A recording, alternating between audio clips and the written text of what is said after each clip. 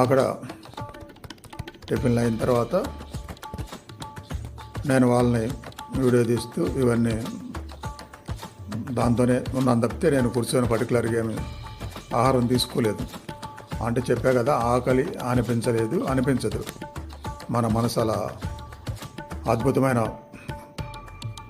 ప్రయాణం చేస్తున్నాము, అద్భుతమైన శక్తితో కూడుకున్న ప్రాంతం కాబట్టి, ఆ భావంతో ఉంటాం కాబట్టి ఇంకా వాటిని ఆస్వాదించడం మీదే మనసు అంతా ఉంటుంది. ఆ విధంగా ఆకలి అనేది లేకుండా ప్రయాణం కంటిన్యూ అయిందనమాట. ఇక మీరు తీసుకోవాల్సిన జాగ్రత్త ఏంటంటే, మీకు భయం అనిపిస్తే చెప్పాలి, కొద్దిగా స్లోగా తీసుకెళ్ళమని. అప్పుడు వాళ్ళు స్లోగా తీసుకెళ్తారు.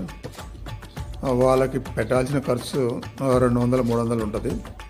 ఆ 2000-3000 కాక, అంటే